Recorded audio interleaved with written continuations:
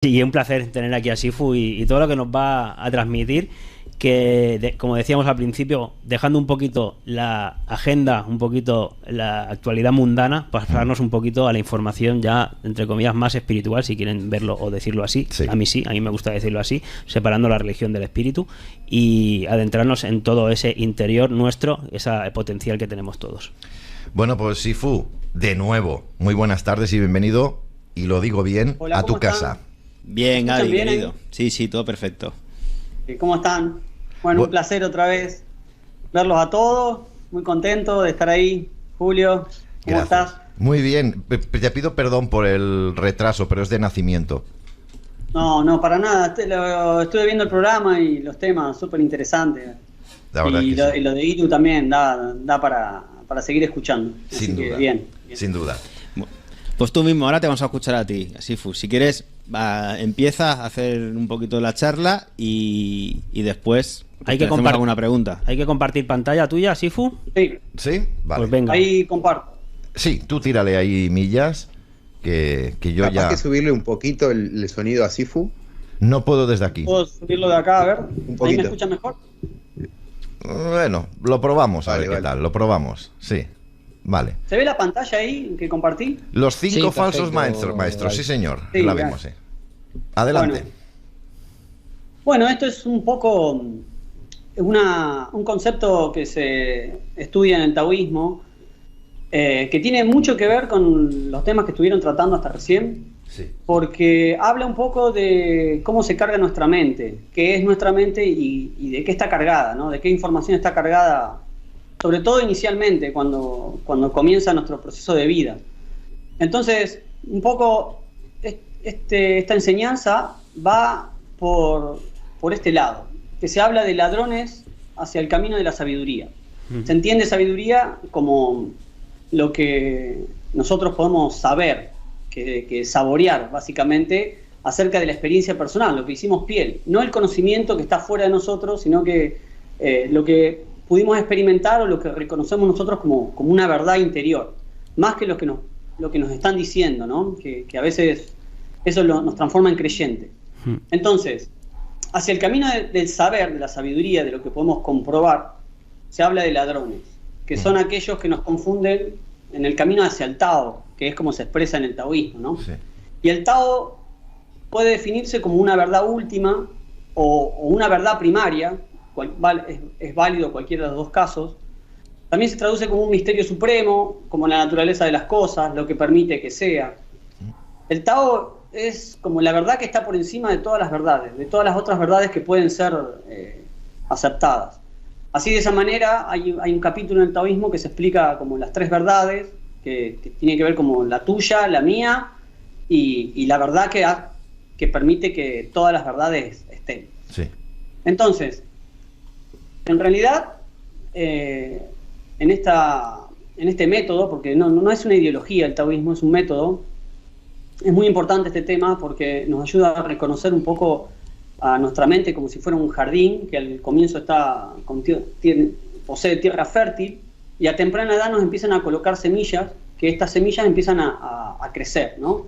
Y finalmente florecen como ideas o como ideologías o como visiones. Y estas ideas que se siembran a temprana edad no todas conducen al bienestar, que básicamente es lo primero que buscamos como seres humanos antes de llegar a una idea como el Tao, ¿no? Como una ley natural o como leyes naturales. Perdóname, porque creo que algunos espectadores están un poco confundidos, ¿no? Dicen que el Tao podría ser o es una religión. Yo creo que... No, igual que el budismo, una religión adora precisamente a dioses. No. Esto es una filosofía como el budismo, no claro, se adora a ningún dios. El Tao tiene muchas diferentes versiones. En un comienzo el Tao original era la vida misma del hombre, la manera de hacer las cosas para que el hombre alcance plenitud. Te entiendo. ¿Sí? Y es un estudio del hombre y del cosmos, inclusive del mundo que nos rodea. Vale, dejemos claro que no es una religión. Vale. Posteriormente, en el siglo V, un emperador empezó a fomentar esta idea como religión, como una ideología. Entendamos que ideología es lo que ordena la sociedad. que es distinto a un método, porque el método significa el camino que te lleva hacia algo, hacia un lugar. En cambio, una ideología es algo que ordena la sociedad, no está ordenando el mundo, no es como la cosmología que intenta tener una visión sobre el mundo. Por lo tanto, estas ideas iniciales, que provienen de una era muy anterior, que podemos ubicar en esa era de Satya, o era de luz, o era dorada, era la práctica misma del hombre, la manera en cómo se comportaba. Posteriormente se convirtió en una religión para favorecer al emperador, como vemos habitualmente, en donde se toman verdades, porciones de verdades, y se redirigen hacia un lugar ¿sí? conveniente. Claro. Y esa es la religión taoísta. El taoísmo no es una religión. El taoísmo tiene muchas versiones. Existe su forma religiosa con sacerdotes, jerarquías, misas, ceremonias y todo, tal cual, que es la forma actual del taoísmo en China. Pero también existe el taoísmo original, que es el nombre con el que se lo conoce. Muy bien.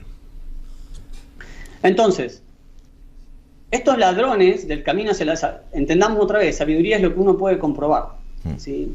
Lo que se habla de esta expresión es que nos señalan hacia una dirección para obtener tal cosa y en realidad nos lleva a otra. Y nunca obtenemos lo que en realidad quisimos buscar desde un inicio. Entonces, al día de hoy se pueden reconocer 5 falsos maestros o 5 ladrones de ese camino de la sabiduría que comienzan en un orden un poco numeral, en un orden simple y lógico de comprender, que es que cuando nosotros nacemos, nosotros llegamos a un linaje, tenemos unos padres, ya sea conocido como familia, ¿no es cierto? Estos padres, para el taoísmo, son falsos maestros, pero no despectivamente. Vale. Porque estos padres, por lo general, no están resueltos, es decir, no se resolvieron a sí mismos, por lo tanto, esas verdades que enseñan son parciales y no siempre conducen hacia un bienestar. Mucho tiene que ver con la experiencia del padre. Y al principio, en el camino hacia el Tao, hacia el bienestar, hacia ese bienestar pleno, nosotros funcionamos como una especie de péndulo en donde lo que no nos funciona a nosotros, le recomendamos lo opuesto a nuestros hijos. Y muchas veces eso que recomendamos tampoco es. Por eso se habla del sendero del medio, en el yin y el yang, que es el taoísmo propio, en donde conlleva experiencia, vida, ¿sí? y sabiduría, un poco encontrar ese sendero que da en la tecla, digamos, que da en la nota, en el tono. Sí. Nosotros llegamos a nuestros padres, que no es una familia de iluminados, por decirlo de alguna manera, así que tienen temas no resueltos ellos mismos, están educados en el mismo sistema, ¿sí? que eso lo vamos a ver, es el segundo falso maestro, y por lo tanto arrastran las cargas del linaje. Las cargas del linaje son esas cuestiones que nosotros heredamos por encarnar en un clan y que tienen que ver con aspectos que están resueltos de la vida y aspectos que no. Y eso se transmite de generación en generación. Por eso se habla de que los miedos pasan de los padres a los hijos. Sí. ¿Sí? Eso no es una fuerza liberadora, no es una fuerza de bienestar, sino que nosotros tenemos la posibilidad de la vida y nuestro andar y nuestro libre albedrío para transformarlas y cambiar y para hacer que esas cargas que sentimos, que nos atan y nos limitan, podamos volverlas ¿sí? como sabiduría y cortemos esos cables. Sí. De esa manera, cuando nosotros sentimos que hicimos una acción tal, podemos transmitírsela a la siguiente generación y la siguiente generación ya está liberada de esa experiencia, de esa carga. Mucho de esto pasa por la manera en que amamos, por el amor. No solamente hacia nuestros hijos, sino hacia todas las cosas y el trato que tenemos. De esa manera, si de pronto nuestros padres tienen un maltrato hacia un sector de la sociedad o escapan de la naturaleza o no sé, tienen una cierta forma de identificarse en el mundo, nosotros también es lo primero que recibimos. Nosotros imitamos ese andar y de alguna manera resonamos en la misma idea, en la misma sintonía. Que después lo podemos cambiar desde ya, porque nosotros somos creadores y podemos resolverlo. Así que el primer falso maestro es básicamente llegar a una familia y encarnar que incluso los padres, actuando desde el amor, a veces no nos enseñan sobre el bienestar legítimo, ¿no? El que estamos buscando, el que anhelamos en el interior. No es con mala intención. Exactamente. El segundo falso maestro es el propio sistema educativo que ya en China existía en el siglo II, antes del año 0, porque ya había exámenes y había escuelas estaba destinado al servicio imperial principalmente, y bueno, ese sistema educativo enseñaba verdades parciales. Se considera falso porque, bueno, en nuestro caso, es una imposición, es obligatoria, y las cosas no se pueden aprender a la fuerza. Claro. Pero al ser obligado, nosotros cargamos nuestra mente llena de datos de una manera impositiva, o sea, de imposición, básicamente. Sí. Otro aspecto del sistema educativo es que propone un conocimiento como verdad última, cuando en realidad el sistema educativo luego se va renovando, se va cambiando, y de pronto lo que en la década del 80 era excelente, era buenísimo, y era una verdad, luego no lo es tan así. De verdad. Es verdad que dicen que bueno, que se entiende que la ciencia va avanzando, la tecnología va avanzando, pero lo que sucede es que si prestamos atención, cuando salimos del sistema educativo, nos suceden ciertos factores. En general, no vamos a volverlo absoluto, rechazamos el conocimiento, no queremos aprender más. Estuvimos 20 años estudiando forzadamente, sí, y entonces no queremos aprender más, en primer lugar. Y en segundo lugar, consideramos que muchas de las cosas que vimos ahí son verdades, justamente como los temas que se trataron en el programa de hoy y en tantos otros programas, en donde después discutir esos temas requiere una valentía y un coraje, una apertura muy importante, porque los discutimos a muerte como si nosotros hubiésemos sido los investigadores directos de ese conocimiento, cuando en realidad nosotros estamos repitiendo, ¿no? También, bueno, ya sabemos, los conocimientos que se enseñan en el sistema educativo, no todos son verdades, muchos son dudosamente comprobados, los tenemos súper expuesto a este tema, en este lugar, en este espacio, y una cosa que nos enseñan es que no puede cuestionarse. Es un mensaje que está silenciosamente detrás a medida que avanzamos en ese entrenamiento educativo. Sí.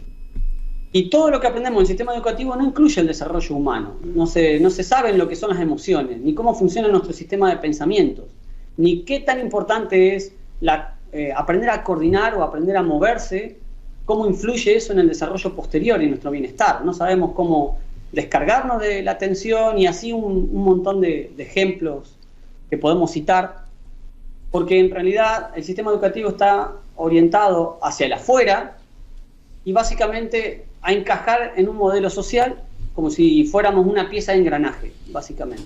Por lo tanto, el sistema educativo, ya lo tenemos bastante visto, no nos conduce a un bienestar. Luego vos tenés que buscar tu bienestar por tu lado, como puedas, pero no te enseña que vos desde muy temprana edad podrías saber cómo comer, qué tipo de alimentos serían un buen combustible para vos, y haría que no te enfermes, por ejemplo, que no enfermes tan frecuentemente. Bueno, eso no incluye el desarrollo humano básicamente en este sistema educativo, y se considera el segundo falso maestro. Luego pasamos al tercer falso maestro, es decir, estamos con nuestros padres nos llevan a la escuela, nos ceden en la escuela, y una vez que estamos en el instituto, en el sistema educativo, nos empezamos a relacionar con amigos y otras familias que a su vez están adaptadas al mismo sistema. Por lo tanto, muchas realidades que vivimos, o que conocemos, o que escuchamos, no las discutimos, porque vemos a nuestros pares entendernos en el mismo tono, en el mismo dialecto. Posteriormente tenemos los medios de propaganda, como cuarto maestro, que si bien no estamos hablando de personas físicas, estamos hablando de un medio colocado ahí justamente para propagar información. Claro. Es importante destacar que la palabra propaganda viene del año 900.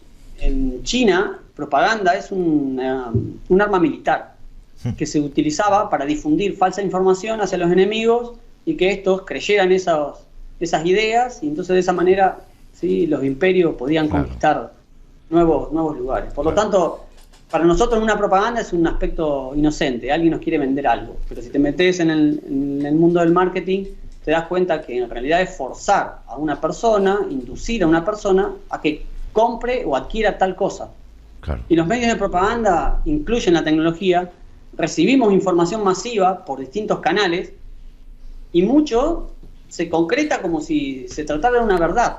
Nunca pensamos que esos medios de propaganda tienen dueños, y ya sabemos que los dueños no son muchos, no hay tanta libertad en los medios de de propaganda. Sí. Así que el medio de propaganda puede ser considerado el cuarto falso maestro. Y además, perdona, para hacer un inciso, Sifu, interesantísimo todo esto que planteas de esta manera con el Tao, pero estos medios de propaganda lo que estarían violando directamente es nuestro libre albedrío al manipularlo, y que nosotros sintiéramos de forma muy, muy manipulada, no con nuestra conciencia. Así que es tremendo, ¿no? Cómo pueden llegar a manipular ese libre albedrío que todos tenemos que optar en algún otro momento constantemente para decidir una opción u otra. Cómo enfocamos nuestra energía. Claro. Están manipulando cómo nosotros vamos a enfocar nuestra energía. Totalmente, David, es tal cual. Lo que hacen es dormir y que uno no tome el control de su vida, que es un poco lo que al comienzo nos imposibilita a salir a buscar. Sí. Escuchamos una información nueva, la discutimos y pensamos que ya poseemos la verdad. Sí. Ya un buen maestro ya nos enseñó eso, ya no tengo por qué escuchar otra cosa. Claro, eso es la diferencia que decías tú entre el conocimiento y la sabiduría. El conocimiento puede ser la información, pero la sabiduría es cuando la aplicas, cuando la practicas. Exacto. Y bueno, el quinto falso maestro soy yo mismo, porque sabemos que nosotros somos creadores, creamos, y por lo tanto hacemos asociaciones de todo el conocimiento reunido y creamos nuestras propias especulaciones. Y esto está basado en lo aprendido previamente, así que en nuestra forma de co-crear el mundo, nosotros también podemos considerarnos un falso maestro, también cargado de legítimas verdades. Pero eso es lo que a veces hace que nos sentimos un poco mareados en nuestra vida y no sabemos para dónde accionar. Esto es muy interesante porque hoy en día se está hablando mucho de que mi maestro interior, puedo ser mi propio maestro, y esto es verdad. Esto es un discurso que es válido, es totalmente válido. La cuestión es, ese maestro, ¿de dónde está sacando la información? Si uno mismo se considera un maestro, ¿de dónde vas a sacar la información? Y esto en Oriente, tanto en India como en China, se tiene muy en claro. Porque o buscas un maestro o buscas nuevos caminos de información y no te cerrás a uno solo ya estudiado, o te mirás hacia vos mismo, empezás a mirar hacia adentro. Y ahí es donde los métodos orientales proponen un sinfín de técnicas como la meditación, el tai chi, el qigong. ¿Por qué? Porque la información legítima, que es relativa a la naturaleza o al Tao, la llevamos dentro de nuestros huesos, está dentro de nosotros. Claro. Solo necesitamos hacer un cambio de perspectiva, de mirar hacia adentro, aprender a mirar hacia adentro, que es a veces esta idea del tercer ojo, que el tercer ojo no mira hacia afuera, en realidad mira hacia adentro, y por eso trabaja con diferentes interpretaciones y diferentes lecturas, ¿sí? Le llega diferente información. Los ojos, ya tenemos dos ojos que amplían nuestros sentidos, básicamente externos. Pero bueno, yo mismo puedo volverme un falso maestro si cuento con una premisa que no es legítima, que no es ideal. Claro, puede llegar a falsas conclusiones, como tú estabas indicando. Yo cuando... Entonces, sí. No, bueno, el inciso en cuanto al último que has dicho del yo mismo, creo que ahí vendría un poquito la mente y lo que es el ego, aquello que nos creemos que somos y no somos, ¿no? Y por algo dicen, y me vas a entender tú, supongo, muy rápido, Sifu, que la escalera hay que empezar a limpiarla, a barrerla desde arriba. Que es precisamente donde tenemos la mente. Esa mente que nos engaña y que nos hace sufrir. Y esto lo podemos poner en práctica cada uno de nosotros, ¿no? Porque el primero que piensa siempre es ese ego que se adelanta a nuestra conciencia. Bueno, yo en la charla, esta es una charla que se dio la semana pasada en mi escuela, y yo proyecté unas láminas sobre un jardín con una maceta llena de plantas y flores. Y básicamente esa es la mente, o sea, tenemos un montón de plantas y flores florecidas, de semillas inculcadas a temprana edad, y por eso la escuela tiene que ser a temprana edad, porque cada semilla implantada, cada información crea una línea de pensamiento, y esa línea de pensamiento va a conectar con otras ideas, y eso es lo que me va a mí proveer mi propia cosmovisión del mundo. Si esas semillas implantadas no conducen a verdades legítimas de bienestar y de plenitud, entonces yo voy a encontrarme un poco justamente con el sistema y el modelo actual que vivimos en la sociedad. Entonces, una de las propuestas, que es lo que estás ahí comentando, Jordi, es que hay un trabajo propio en donde uno tiene que empezar a reconocer la mala hierba de ese jardín y empezar a sacar esas plantas que están molestando en realidad y que me están impidiendo poder expandirme y progresar, que las sentimos además, las percibimos interiormente, y volver a plantar nuevas semillas. Por eso todo este tema de tierra plana, al igual que los temas que se tratan en este espacio, Julio, sí, son muy importantes porque son semillas que van a crear nuevas líneas de pensamiento y que van a ser seguramente más cercanas al Tao. Para poder hacer un trabajo así se necesita apertura mental y se necesita coraje. Sobre todo se necesita coraje. Ya, que es un poco la discusión de estos maestros, ¿no?, que llevamos. Sí, es que no es fácil. Sobre todo, no es fácil. Volver a recuperar esa mente, ¿no?, que tú decías que estaba cargada, en otra filosofía le llaman ego o agregados psicológicos, pero al final es recuperarla para justamente conocer a la naturaleza. Es utilizar ese cuadrante de la mente para descubrir con el paradigma científico realmente a uno mismo y dónde está, en esa cosmovisión, ¿no?, y la interacción con la misma. Entonces, bueno, al final son herramientas, tú dices como filosofía, otros como religión, pero realmente es una senda a recorrer donde la mirada tiene que ir para adentro y sobre todo en estos peligros de la realidad de hoy en día se hacen más presentes que nunca con la sociedad hacia donde nos quiere llevar, carente absolutamente de valores internos. Tal cual. Y incluso, bueno, dentro de esta lección, el taoísmo nunca te deja... te tira la idea y te deja ahí a la deriva, sino que también proponen soluciones. Y una de las soluciones es entender que los 4 falsos maestros están en tu mente. Por eso tengo 3 láminas más para cerrar este tema. Sí. Un poco ya lo charlamos, de qué información está hecha mi mente, que es ese jardín que explicaba, y cómo llegó ahí, lo explican los 5 falsos maestros. Y hay una fórmula que se utiliza en India y en China, que tiene que ver con el Bhagavad Gita, que es un texto de miles de años atrás, que dice: los sentidos son superiores al cuerpo, la mente es superior a los sentidos, la inteligencia es superior a la mente y el ser es superior al intelecto. Esto es muy importante porque esto es una fórmula alquímica y de comprensión además, porque lo que está marcando esto son jerarquías de las fuerzas interiores que están ahí, que nosotros podemos usar, ¿sí?, que si no sabemos de qué manera utilizarlas, entonces se transforman un poco en dominantes. Es decir, nosotros vamos en un barco que no tiene remos ni timón. Pero si nosotros podemos entender este orden natural, entonces se nos ordena mucho el mundo. Y entonces, traduciendo este texto antiguo, se formula esta especie de cuadro en donde hay que entender esto, que el cuerpo obedece a los sentidos. Es decir, que si yo no tengo sentido, el cuerpo está muerto. Solo descubro el cuerpo cuando alguien me toca, o yo me toco, o me pellizcan, porque si no, el cuerpo está ahí, sí, no soy consciente de. Sí, y eso es lo que dice la primera parte de la fórmula. La segunda parte dice que el cuerpo y los sentidos obedecen a la mente. Y esto es clave, porque ¿dónde se siembran las semillas? En la mente. ¿Sí? Si yo no tengo mente, mi cuerpo y mis sentidos no se saben dónde están. ¿Qué es lo que sucede cuando alguien entra en coma, por ejemplo? Y su capacidad mental desaparece. Vos por más que lo toques, no va a reaccionar. Luego, cuerpo, sentido y mente obedecen a la inteligencia. Y la inteligencia y la mente son dos cosas distintas dentro del taoísmo. Porque la inteligencia es Tao. Hace referencia a una posibilidad de orden y creación. Pero bueno, eso es un tema que va por otra rama. Finalmente, el cuerpo, los sentidos, la mente y la inteligencia obedecen al ser íntegro, al espíritu, al Shen, que le llaman los chinos. Claro.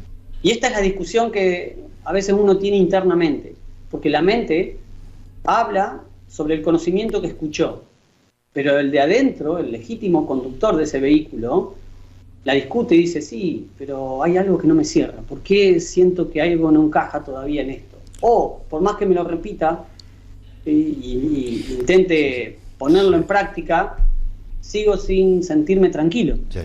La dualidad, ¿no?, de lo invisible, lo inconocible que también está dentro de nosotros y bueno, podría ser también esa parte del ser que venimos también a experimentar, y siempre añadimos, y muchos autores antiguos lo decían, ¿no?, está el ser y el saber, y a partir de ahí, con el saborear las cosas, es como ¿cómo te explico yo lo que es el amor? O hasta un sabor dulce, tienes que experimentarlo, pero claro, todo eso tiene que estar pues enfocado hacia un recordar, un origen, un propósito, y ahí te vas con el espíritu. Por eso la sociedad hoy en día no te quiere libre ni que plantees esos temas, porque al final no te podrían controlar porque saldrías de esos 5 falsos maestros.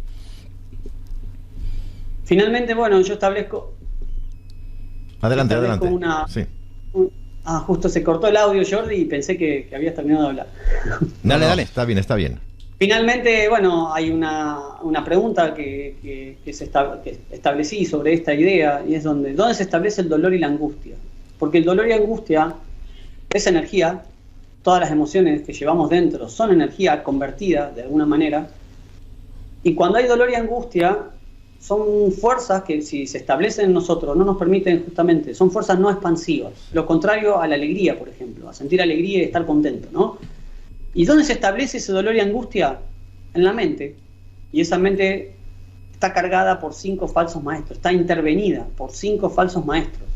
Es ahí donde tenemos que entender por qué el sistema educativo es intelectual, principalmente, por qué se dirige hacia la mente, por qué las artes no se expresan y no se dan tiempo, por ejemplo, las horas cátedra de pintura, música, actividad física, siempre es pobre en comparación al intelecto, porque el cuerpo cuando se mueve se desarrolla, las fuerzas internas que llevamos, que heredamos y que forman parte de nuestra experiencia de vida, no están desarrolladas. Solo se establece la mente con premisas falsas y verdades parciales, nada más. Entonces, para cerrar esto, hay un cuento de origen oriental, de origen védico, de India, principalmente, en donde muestra un elefante. El cuento es muy largo, yo lo resumo en esta imagen. Hay un elefante colocado ahí y hay 6 personas con los ojos cerrados, como diciendo, ignorando o desconociendo. Una chica toca la cola y piensa que es una soga, otro toca el cuerpo y piensa que es la pared, otro toca una pierna del elefante y dice, no, esto es un árbol, otro toca la oreja y dice, no, es un abanico. Sí. Otro, la trompa es una serpiente y el cuerno es una lanza, ¿no? Y es verdad, para ellos son verdades, sí, totalmente son verdades, pero el elefante representa el Tao, representa algo más grande de todas esas mini realidades que cada uno puede percibir. ¿Sí? Entonces, esto es un poco, esta lámina muestra que nosotros, claro que tenemos verdades ahí, pero una cosa es que te presenten la verdad como si fuera el elefante, o sea, claro, el que está pensando, el que está diciendo la lanza, le están diciendo, no, ese es el Tao, y ahí es donde radica la confusión, que nosotros estamos aspirando a otra cosa, no estamos aspirando a un placer a través de los sentidos que viene de afuera, estamos intentando buscar la felicidad, quizás, que es algo que proviene de adentro. Yeah. Las cosas que nosotros sentimos como placer y que muchas veces invertimos nuestra cuota de vida, nuestro tiempo de vida y nuestro esfuerzo, nuestra energía, nos fabrican un placer que está muy bueno, lo vivimos, pero luego muere y vamos detrás de otro, necesitamos otro nuevo estímulo, pero porque estamos confundidos entre la plenitud que estamos buscando, que debería ser una constante, o que podría ser una constante, no que debería, que podría ser una constante, la canjeamos, la confundimos por un placer inmediato, rápido y efímero, porque al fin y al cabo ese placer va a caer, va a morir. Claro. Nosotros estamos buscando ser felices, de alguna manera, pase lo que pase, sea la circunstancia que tengamos que transitar, sin importar lo que sucede. Por eso es muy importante partir del entendimiento de cómo falsas premisas, falsos maestros, esas plantas, esa mala hierba que está sembrada por ahí, cómo nos puede afectar en la búsqueda de esta plenitud, ¿no? Bien. Y bueno, cerrando esto, me despido con esto que es una imagen muy, muy, muy conocida, que es el mito de la caverna de Platón, en donde hay unas personas atrás de un tapial, creyendo que el mundo es de una manera, y hay unos falsos maestros predicando, ¿sí? Que casualmente están vestidos con túnicas, casualmente o no, ilustrando figuras, y bueno, y las personas viviendo el mundo a través de esas figuras, y algunos hombres a un costado están de alguna manera despertando, ¿no? Yendo en búsqueda de algo más, de eso que a uno le proponen, y encontrando una salida y descubriendo que la verdad en realidad es mucho más amplia y muy diferente a la que los falsos maestros te están intentando hacer entender, ¿no? Que te están dando como verdad absoluta. Y bueno, esta fue un poco la presentación que se hizo hace una semana atrás en mi escuela. Pues muy buena, David. Impresionante. Sí, Lu, adelante. No, muy buena, digo. El Sifu es un gran guía que se incorporó a todo el movimiento ya hace rato, pasando a la acción. O sea, también podemos decir que hace lo que predica, ¿no? De alguna manera no es solamente un PowerPoint. El propio Sifu lleva mucho a la acción. A nosotros nos invitó ya hace un tiempo a su escuela y nos hizo darle una charla a sus alumnos. Consideraron que el tema de la Tierra plana en términos cosmológicos era algo necesario también, ¿no? Para ir rompiendo el velo de la caverna de Platón o la alegoría del elefante.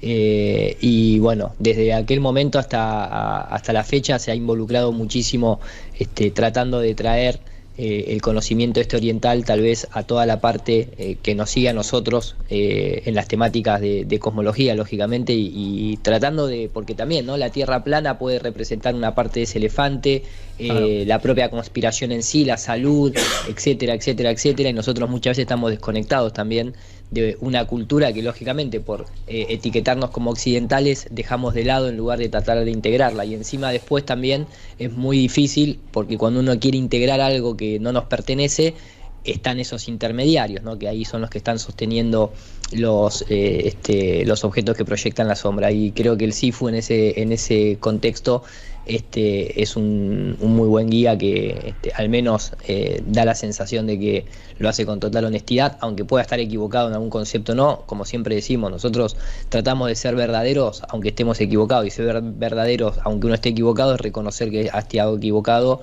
y brindar una información nueva tratando de corregirse. Así que en esa línea, excelente presentación, maestro. Bueno, Iru, gracias. Bueno, me dejaste sin palabras, mira. Te agradezco la palabra y lo que a mí me gustaría decir es que también ustedes para mí fueron guías. La razón de por qué estamos acá hoy es justamente porque cuando vi sobre todo los primeros videos de Iru dije, tengo que contactarlo, necesito contactarlo porque para mí representa un guía en la cosmología. A mí me hizo terminar de ajustar los tornillos fundamentales, porque tenía muchas cosas ahí en el aire, ya tenía ruidos, tenía sospechas, pero bueno, cuando me acerqué a ustedes, fueron mis maestros, yo siempre lo voy a decir, y terminaron de ajustar una pieza fundamental para no solo para mi visión, sino para mi vida también, así que por eso disfruto tanto de estar con ustedes y trato de pasar la mayor parte del tiempo ahí juntos, haciendo camino. Qué grande. Muchas gracias, Sifu, y a todos. Hablabas un poquito de la verdad, de esa palabra que da miedo, da vértigo, ¿no? Porque la mente no puede entenderla y por eso le da vértigo seguramente. Pero yo cuando más me acerco a ella es cuando siento el cariño, el amor, que cuando nos juntamos sobre todo y compartimos los unos con los otros. Así que supongo que si existe la verdad, ese es el camino para poder encontrarla. Sí, totalmente. Siempre se dice, ¿no? Que el amor está relacionado con el corazón, muchas veces con ese chakra, y tú has dicho en la presentación que hay que recordar. Probablemente esté todo ya de nuestro interior, simplemente que hay que volver a grabar esa frecuencia que existe y sobre todo que existe en el presente. Dejar de proyectar en el futuro, deseando un pasado que has tenido y vivir en la actualidad, en ese regalo que es y donde se dan las sincronicidades, ¿no? A partir de ahí creo que todo sería mucho más sencillo. Hablas de la palabra recordar, que también tiene la etimología en el corazón, o sea, se graban las cosas en el corazón, ¿no? Ese otro vehículo que seguramente tenemos relacionado con el alma. A mí me encanta, Sifu, porque estoy metidísimo. Esto nos atravesó a Jordi y a mí toda esta filosofía, manera de entender la vida y búsqueda individual hace muchos años. Uno la deja un poquito apartada en ciertas épocas y etapas de su vida, pero realmente siempre la llevo ahí dentro, y sin una palabra para poder empezar, al menos a mí, que me ha servido siempre y me sigue sirviendo. La palabra es atención. La atención es la que lleva a la conciencia para poder decidir con ese libre albedrío. Se empieza por la atención en uno mismo. Así que gracias, Sifu, por haberte presentado en nuestras vidas, maestro. Gracias, Sifu. Estuvo genial la presentación, la verdad que súper enriquecedora. Bueno, ya saben que es mutuamente. Y bueno, nada, un placer estar con ustedes. Martín. Bueno, basta de flores, por favor, chicos. Sí, ya te estás pasando. Vente para aquí y nos enseñas a practicar con las herramientas que hoy me ha pasado unos videitos, si fue esta mañana, ahí con los palos para que fuéramos practicando como la primera arma, ¿no? La de sí, palo pero de madera. puede enseñar sin dejar de cocinar, ¿no? Que también es otro atributo que no me gustaría que deje de lado. Está bien. No, y te hace masaje, ya lo sabes. Hombre, todo, que tiene 2 manos. Sí. Para todo. ¿Cuándo viene Sifu? Vamos a cocinar ahí pronto. Que así sea. Ya voy a estar por ahí, sí. Bueno, tiene que gracias, salir Sifu. un encuentro en Ibiza este año, tío. Ya estamos tirando para cada uno lo suyo. Venga. Bueno, Sifu querido, muchas gracias y seguiremos charlando. Es un placer que Bueno, vengas aquí a Canal gracias 5. A ti. Un abrazo. Gracias a ustedes y estamos en contacto, estamos ahí. Cuídate mucho, Sifu. Un besito muy Igualmente no fuerte. entraste, Sifu. Nos vemos la próxima. Ya lo se dice sé, afuera. pero no me importa, me acerco. Rozando el Gracias. palo. Vamos. Sí, rozando el palo. Para mí ya está, Sifu. Para mí ya está. Un besito, cuídate. Gracias. Cuídate. Adiós.